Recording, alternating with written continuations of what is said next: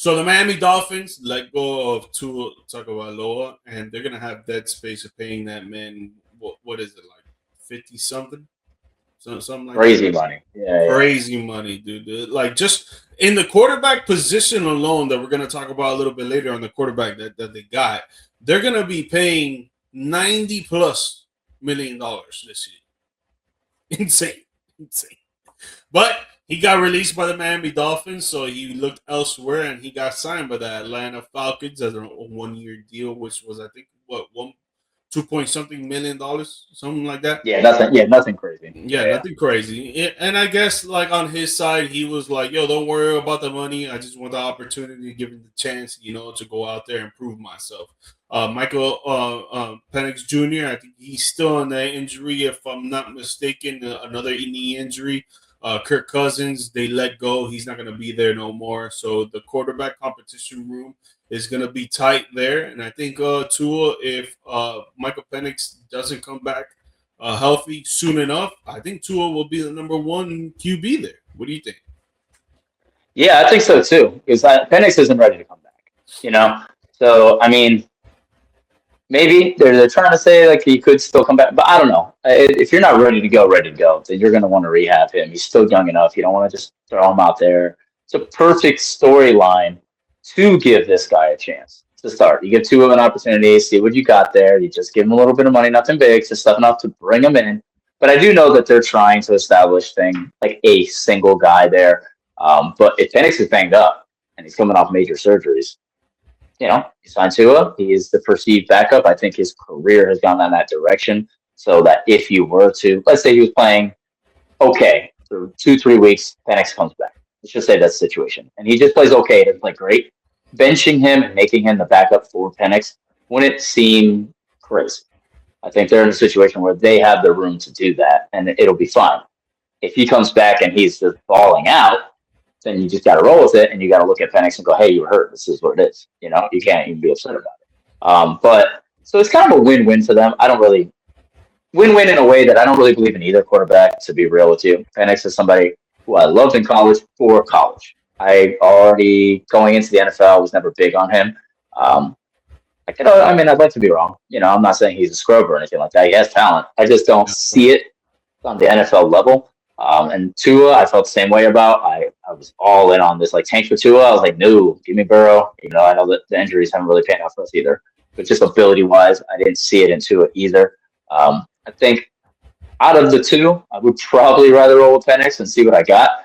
But I understand, like, if Tua gets to start, roll with it. But if both are healthy, I think Penix will be the guy. Yeah. No, I definitely think that Penix is going to be the guy. They drafted him high for a reason. They saw something in him that would be the franchise guy. Just had unfortunate situations with his knees, and hopefully that doesn't really ruin his career because knee injuries are nothing to be played with. Obviously, at the quarterback position is a little bit different. You don't really need to be running as much. You do need to be stepping out in the pocket and avoiding the pass rush for sure. Sometimes even playmaking and running out and do your own thing. But most of the time, you're in the pocket. You can just sit still and you can throw the ball, right? Where I think Tua actually really lives on. Really, he's not going to be running out there and playmaking.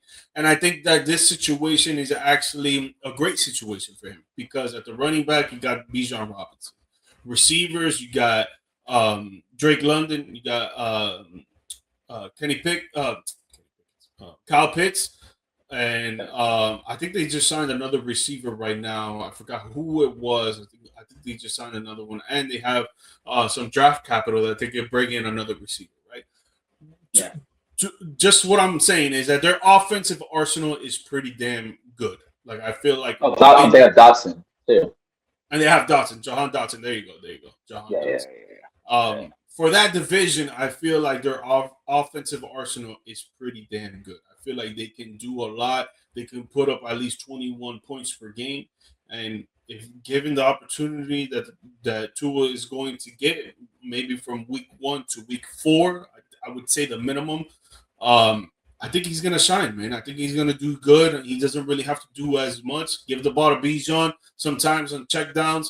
Throw some slants to Drake London or some deep balls to Drake London. Try to hit Kyle Pitts on some 10 and outs, some 10 and ins, some drag routes. Like I don't really think you need to do much.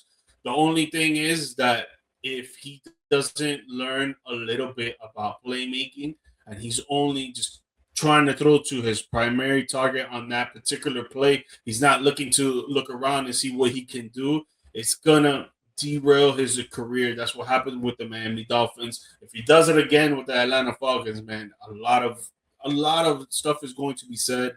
A lot of teams are going to be seeing it, and then he's not going to be given that much of an opportunity.